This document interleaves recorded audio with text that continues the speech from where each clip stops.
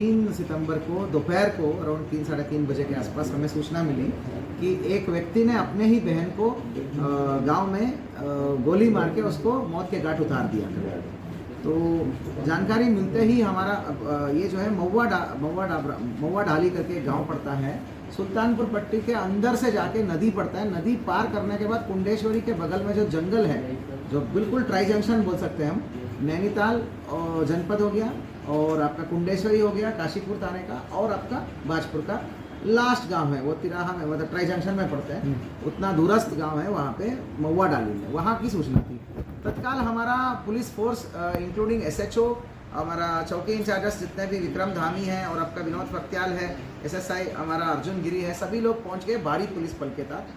तो जानकारी में ये आया है कि एक पवन कुमार करके व्यक्ति है, वो मूल रूप से मतलब महुआ डाली का रहने वाला है, गडेरिया समुदाय से बिलोंग करता है, और सोनम करके लड़की है वो सुनहरा कास्ट से बिलोंग करती है, वो बगल के गांव जगतपुरा से है। तो वो दोनों वही डिस्टेंट दूरस्थ गांव का है, जो लास्ट के गांव है दो का। कहने को काशीपुर बाजपुर कोतवाली पड़ता है, वो बिल्कुल जंगल के बगल में स्थित दो गाँव हैं। तो 3/9/2023 को लगभग 1 साल पहले ऐसा हुआ था कि ये जो सोनम है और पवन आपस में प्यार करते थे। तो उससे पहले ऐसा हुआ था, इसके सोनम के 4 भाई हैं, इसमें सबसे बड़ा भाई राजीव है। तो उनके घर में रिश्ता ढूंढने की प्रयास कर रहे थे। उसी समय जो है ये दोनों सोनम और पवन जो है प्यार में थे, तो इन्होंने भाग के वो कहीं पे यूपी में शादी कर लिया, मंदिर में अपने आप मतलब मंदिर में शादी कर लिया, और उसके बाद कहीं मीरठ में रहने लगे, मतलब मेहनत मजदूरी करते हुए रहने लगे।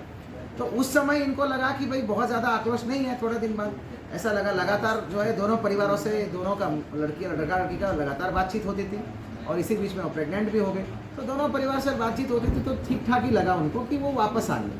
तो इन्होंने कहीं पर भी ना पुलिस को, ना कोर्ट को, ना तहसील को, ना वहाँ पे समाज में भी किसी बड़े लोगों से बताना, ऐसा कोई चीज़ नहीं करा। इनको लगा कि भाई ठीक है, अभी दोनों परिवार शांत हो गए, अब सब अपने अपने काम में व्यस्त हैं, दोनों परिवार वाले हमसे बातचीत भी कर रहे हैं, तो वापस आ गए।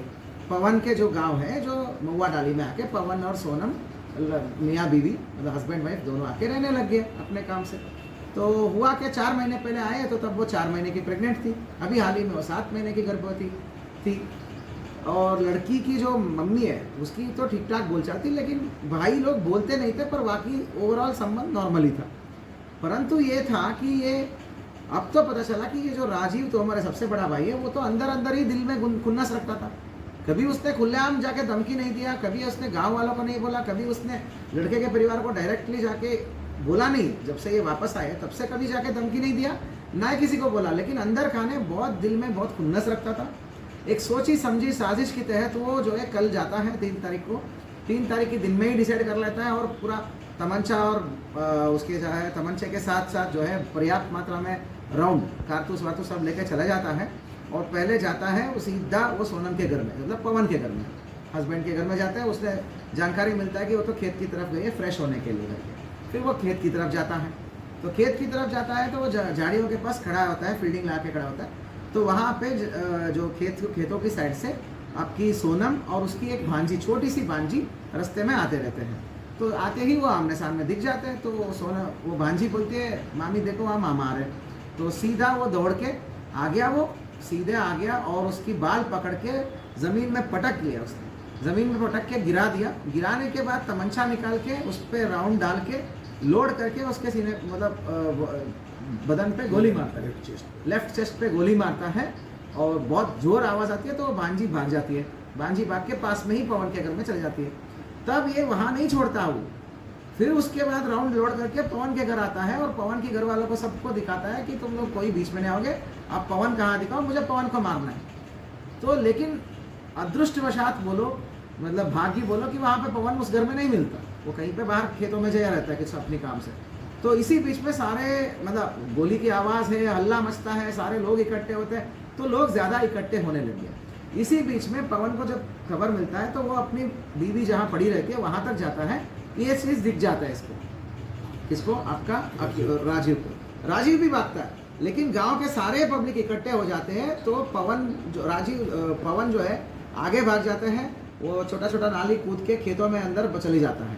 तो ये भी उसके पीछे भागता है, परंतु उस दौरान सारे गांव तब तक जो है 5-7 मिनट हुआ रहता है, पूरे गांव देहात में तो तुरंत लोग इकट्ठे हो गए। तो इकट्ठे होकर ये राजीव के पीछे पहुंच जाते हैं सब लोग। राजीव को पकड़ने के लिए हल्ला मचा के राजीव के पीछे दौड़ते हैं, तो राजीव पैनिक होकर वहाँ से भाग जाता है। गन्ने की खेतों में भाग के वो कुंडेश्वरी इलाका और जंगल इलाके में भाग जाते हैं। तो इस सूचना पर जैसे ही हमको पुलिस मिलती है, पुलिस भी भारी पुलिस बल लेके हम वहाँ पहुँचते हैं। सबसे पहले तो पवन की घर के पास जो है भारी पुलिस बल तैनात करते हैं हम लोग, क्योंकि हमें अंदेशा था कि भाई ये फिर से कुछ अटैक न कर ले। पवन और उसके पूरे घर परिवारों के सामने हमने भारी पुलिस बल तैनात किया, असलेबंद कांस्टेबल, हेड कांस्टेबल तैनात किया, पूरे गांव का कॉम्बिंग किया, लड़के के घर वालों के सबको लाकर हमने विस्तृत पूछताछ करी। तो इससे हो गया, प्रेशर बढ़ गया और हमने पूरा जंगल को कॉम्बिंग करा, तो कहीं वो मिला नहीं। तो उसी बीच में उस फोन स्विच ऑफ करके वो पहुँचता है स्वार में, फिर फ़ोन खोलने की प्रयास करता है। तब तक हमारी पूरी टीम उसके पीछे पड़ गई थी। तो इधर शव को कब्जे में लेकर हमने पंचायतनामा पोस्टमार्टम की कार्रवाई करी और उसके बॉडी के अंदर से बिट होता है, जो कारतूस का बिट हो गया और पैलेट्स हो गया, सब निकाला गया। और पंचायतनामा पोस्टमार्टम करने के बाद उसी दिन शाम को हमने 302 का FIR हमने लिख दिया, दर्ज कर दिया। तो अल्टीमेटली जब लगातार हम उसके पीछे पड़े तो ये हमें जानकारी मिला कि ये फिर से पवन को मारने के लिए ही आने वाला था। तो उसने अपने किसी दोस्त को संपर्क करके बोला कि मैं पुलिस में सरेंडर कर लूँगा, लेकिन पहले पवन को मार दूंगा। तो इस अंदेशा से हमें पता था कि किस तरफ से आएगा, सर्विलांस के माध्यम से और मैनुअल के माध्यम से हमें अंदेशा था जिसके यहाँ से वो जिस गांव के होते हुए जाएगा। अंततः कल शाम को ये मान की घाट सुल्तानपुर पट्टी से हमारी पुलिस टीमों ने गिरफ्तार कर दिया है। इस आदमी को किसी भी प्रकार का रिपेंट या रिजेंट मतलब क्या बोलते हैं, पश्चाताप या अफसोस कुछ भी नहीं है। ये अब भी चाहता था कि पवन को मारे, लेकिन पुलिस की त्वरित कार्रवाई और लगातार पीछे पड़े रहने के फलस्वरूप पुलिस टीमों ने घेर घोट के इसको पकड़ लिया। तो इसको गिरफ्तारी हो चुका है। कुल मिला के साथियों बहुत ही दुखद घटना है, बेहद बेरहमी और इंसानियत को तार तार करने वाली चीज़ है कि भाई है जिसने कई सालों से 20, 22, 25 सालों से जो अपने बहन के साथ जो है बड़ा हुआ है, उसी के बहन को, गर्भवती बहन को रास्ते में लिटा कर उसको मौत के घाट उठा लिया। तो इससे बड़ा घिनौनी चीज़ जो है इंसानियत को कुछ नहीं है। तो और भी अभी भी खुन्नस है उसको, अभी भी उसको लगता है कि उसने कोई गलती नहीं करी। इतना अंधविश्वास या फिर अंधकार या इलिटरेसी का वो शिकार है ये, या जो भी बोले। तो कुल मिला के अभियुक्त का गिरफ्तार हो चुका है और घटना में प्रयुक्त 12 बोर का तमंचा बरामद हो चुका है।